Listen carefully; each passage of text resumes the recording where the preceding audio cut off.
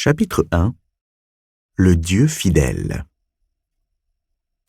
La foi chrétienne est une foi rationnelle.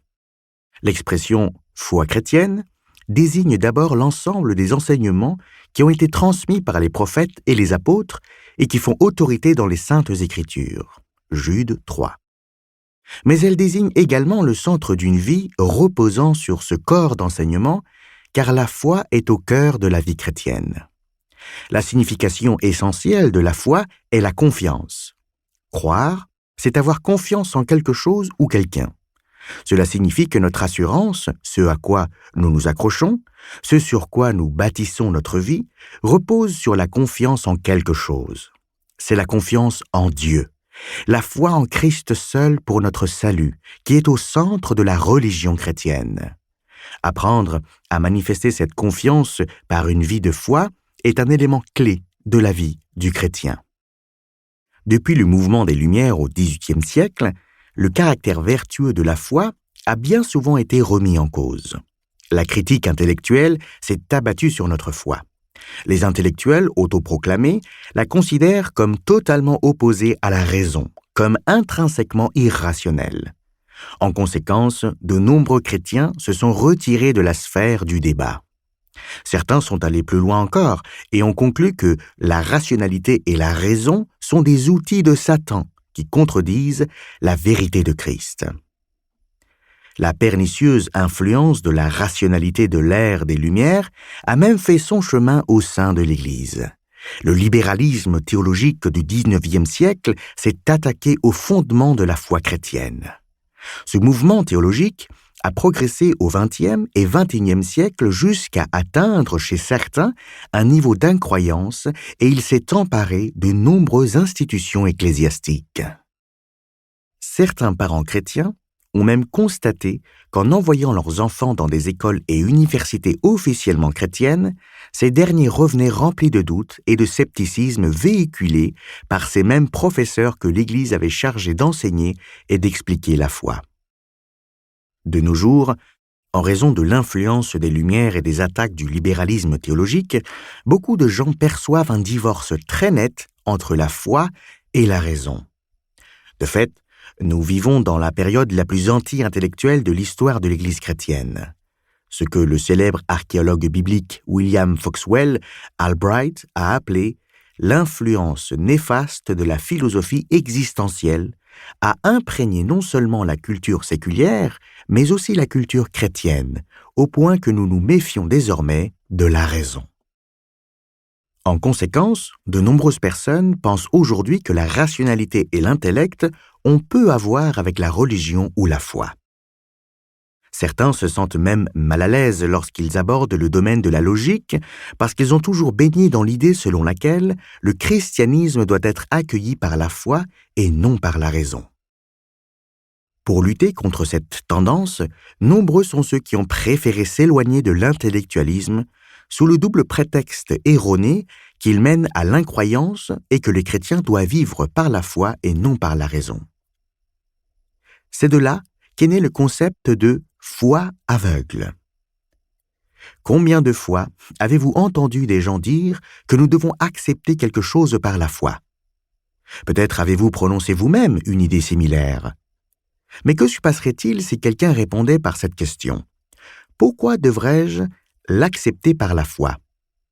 Autrement dit, devrions-nous inviter les gens à croire aveuglément, sans aucune raison particulière, simplement parce que nous leur demandons de le faire?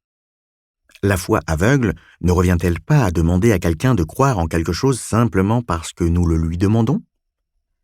Et si c'est le cas, pourquoi une personne devrait-elle nous croire, nous plutôt qu'un autre? En tant que croyants, il est de notre devoir d'apporter aux gens des réponses à ces questions. Ce faisant, nous nous plongeons dans l'apologétique.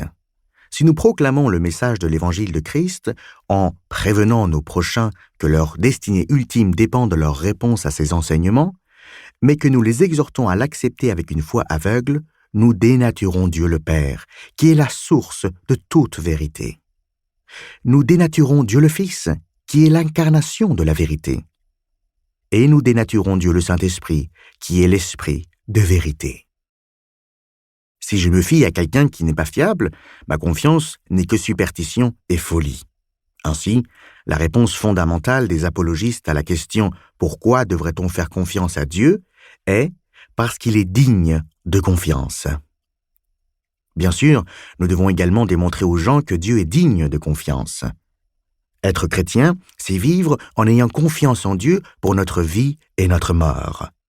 Mais sur quel fondement?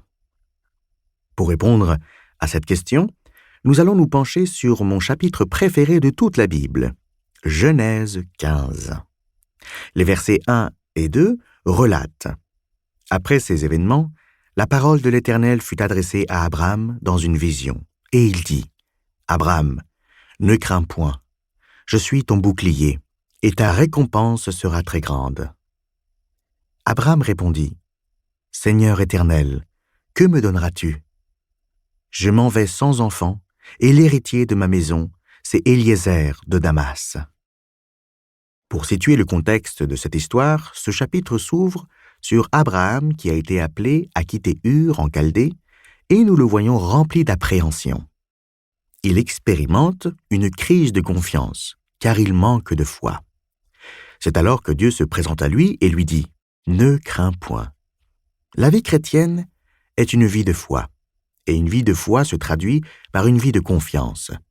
Il n'existe pas de commandement donné par Dieu qui soit plus difficile à respecter que celui-ci. Ce commandement apparaît environ 100 fois plus que le deuxième commandement le plus répandu dans la Bible. Lorsque Dieu appelle un individu, il lui dit « Ne crains point ». Quand les anges apparaissent, ils lui disent « Ne crains point ». Quand Jésus parle, il lui dit souvent « Ne crains point ». Pourquoi donc? Pensez-vous qu'il puisse lire en nous? Le plus grand danger qui menace l'Église chrétienne est probablement la paralysie provoquée par la peur. Quand Dieu apparaît à Abraham, il commence par lui dire « Abraham, ne crains point, je suis ton bouclier. » Un existentialiste, qui croit par définition que la vie n'a aucun sens et que notre destinée ultime est l'anéantissement absolu dans le gouffre du non-être, dirait que nous ne devrions pas avoir peur, mais plutôt être des personnes authentiques et courageuses qui prennent la vie comme elle vient. « N'ayez pas peur, la vie n'a aucun sens, dirait-il. » Mais cette façon de penser est absurde.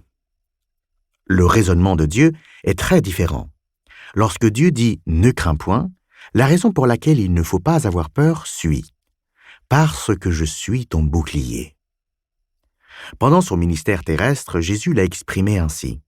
Mais prenez courage, j'ai vaincu le monde. Jean chapitre 16, verset 33. L'existentialiste dirait « Prends courage, le monde te vaincra ». Lorsque Dieu appelle Abraham à répondre par la foi, il lui donne une raison qui a du sens. Parce que je suis ton bouclier. Si Dieu est notre bouclier, est-il raisonnable d'être paralysé par la peur? Si nous étions convaincus que Dieu nous protège, quel effet cela aurait-il sur notre peur? Nous pourrions tout faire si nous croyons vraiment que Dieu est notre bouclier. Puis, Dieu va plus loin encore en déclarant « Ta récompense sera très grande. » Genèse, chapitre 15, verset 1. Abraham a dû être étonné par cette déclaration, car à ce moment-là, il n'avait pas d'enfant. Et dans la culture antique du Proche-Orient, il était crucial d'avoir un fils héritier. Il exprime cette préoccupation lorsqu'il dit « Seigneur Éternel, que me donneras-tu? Je m'en vais sans enfant, et l'héritier de ma maison est Éliézer de Damas. Et voici, tu ne m'as pas donné de postérité, et celui qui est né dans ma maison sera mon héritier. » Versets 2 et 3. Abraham demande à Dieu ce qu'il pourrait bien lui donner pour compenser le fait qu'il n'a pas de fils. Le Seigneur lui répond « Ce n'est pas lui qui sera ton héritier, mais c'est celui qui sortira de tes entrailles, qui sera ton héritier. » Et après l'avoir conduit dehors, il dit « Regarde vers le ciel et compte les étoiles, si tu peux les compter. » Et il lui dit « Telle sera ta postérité. » Versets 4 et 5. Avez-vous déjà essayé de dénombrer les étoiles? Dans ce passage de la Genèse, Abraham est à l'extérieur de sa tente par une nuit étoilée et il regarde la galaxie de la Voie lactée, brillante et claire. Face à ces milliards d'étoiles, il lève les yeux et tente de les compter. Dieu dit à Abraham que non seulement il aurait un héritier, mais que ses héritiers seraient aussi nombreux que les étoiles du ciel et le sable de la mer. Et au versets 6 et 7, nous lisons « Abraham eut confiance en l'Éternel, qui le lui imputa à justice. » L'Éternel lui dit encore « Je suis l'Éternel qui t'ai fait sortir d'Ur en Chaldée pour te donner en possession ce pays. » Juste après que Dieu a déclaré Abraham justifié par la foi, Abraham, ce père des fidèles, dit « Seigneur éternel, à quoi connaîtrai-je que je le posséderai » Verset 8. Nous pourrions nous attendre à ce que Dieu commence à perdre patience avec Abraham. Ne venait-il pas de lui dire qu'il lui donnerait un héritier?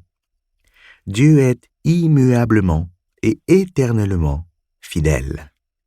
Le Seigneur Dieu n'a pas l'ombre d'un quelconque revirement en lui. Il ne rompt jamais ses promesses. Il fait ce qu'il dit qu'il fera. Mais dans ce passage, Dieu reconnaît qu'Abraham lutte pour vivre par la foi et en ayant confiance que Dieu fera ce qu'il a dit qu'il ferait. Il répond donc à la question d'Abraham en lui faisant vivre une expérience inoubliable. Et l'Éternel lui dit, « Prends une génisse de 3 ans, une chèvre de 3 ans, un bélier de 3 ans, une tourterelle et une jeune colombe. » Abraham prit tous ces animaux, les coupa par le milieu et mit chaque morceau l'un vis-à-vis de l'autre, mais il ne partagea point les oiseaux.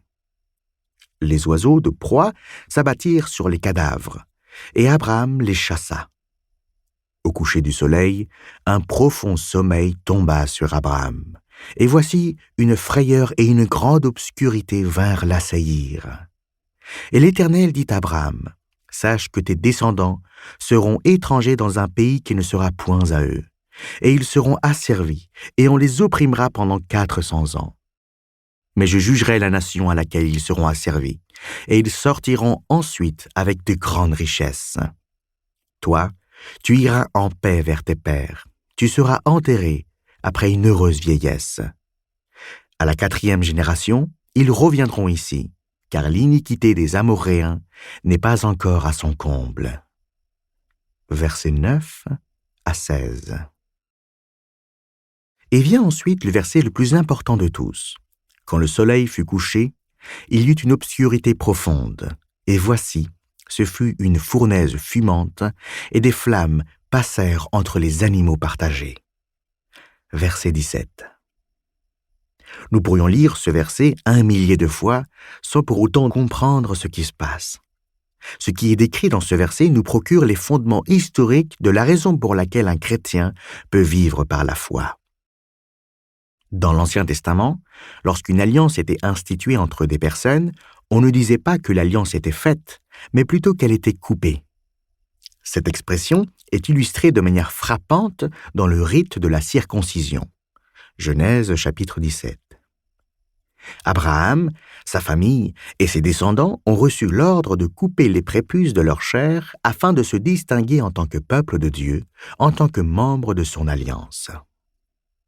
Ce rite avait une signification symbolique, avec une connotation à la fois positive et négative. La circoncision représentait le fait d'être coupé de la méchanceté et du mal dans le monde et d'être consacré à Dieu, de la même façon que la peau avait été coupée. Mais par ce rite, le bénéficiaire de la circoncision disait également à Dieu, en termes imagés, que s'il n'obéissait pas aux clauses de l'alliance, il serait coupé de la présence de Dieu et de tous les avantages qui découlent d'une relation avec lui. Il serait retranché et jeté dans les ténèbres extérieures au royaume de Dieu et loin de son Fils bien-aimé, de la même manière qu'il avait coupé le prépuce de sa chair. Ce symbole était vraiment très fort. Dans Genèse, chapitre 15, verset 17, nous lisons que la circoncision n'a pas été instaurée par Abraham, mais par Dieu. En effet, c'est lui qui a demandé à Abraham de prendre les animaux, de les couper en deux et de disposer chaque moitié l'une en face de l'autre. Ensuite, une profonde obscurité s'est abattue sur Abraham. Au milieu de ces ténèbres, il a vu une fournaise fumante et des flammes. Il a vu ce feu brûler, danser et flamboyer, puis la flamme s'est déplacée entre les animaux partagés. Que représentait cette fournaise fumante et ces flammes? Ou plutôt, qui était-elle? Nous avons ici au verset 17 ce que nous appelons une théophanie, une manifestation visible du Dieu invisible qui apparaissait souvent dans l'Ancien Testament sous forme de feu. Le buisson ardent, la colonne de feu et le feu dévorant représentaient tous Dieu en personne. Voir Exode chapitre 3 verset 2, chapitre 13 verset 21, Lévitique chapitre 10 verset 2. Ce qu'Abraham a vu, c'est Dieu lui-même passant au milieu de ces animaux en pièces. Dieu voulait dire ceci à Abraham. « Si je ne tiens pas, ne serait-ce qu'une seule de mes promesses envers toi et ta postérité, que je sois, moi, le Seigneur Dieu, comme ces animaux, que mon être divin soit coupé en deux, que le Dieu immuable subisse une mutation, que le Dieu indivisible soit divisé, que le Dieu infini soit fragmenté. » Voilà ce que Dieu voulait lui dire. Ce jour-là, Dieu a montré à Abraham et à tous ceux qui viendraient après lui qu'il tient ses promesses et qu'il a juré par l'intégrité de son être. Avez-vous déjà prêté serment? Les enfants disent parfois pour jurer « Croix de bois, croix de fer, si je mens, je vais en enfer ». Nous entendons aussi certaines personnes jurer sur la tête de quelqu'un d'autre. Nous prononçons parfois d'inimaginables paroles pour montrer aux autres qu'ils peuvent nous faire confiance, que nous tiendrons nos promesses. En tant qu'adultes, certains d'entre nous ont déjà prêté serment devant un tribunal, la main sur une Bible, en jurant de dire la vérité, toute la vérité et rien que la vérité. Une foi aveugle? Dieu nous en préserve. Notre Dieu est absolument digne de confiance. Certains risqueront leur bien, leur réputation, voire leur vie pour nous. Mais Dieu risque son être éternel. Il a mis en gage son être éternel, tout ce qu'il est et tout ce qu'il a. Il l'a mis en jeu comme garantie de sa promesse. Il serait irrationnel de ne pas le croire.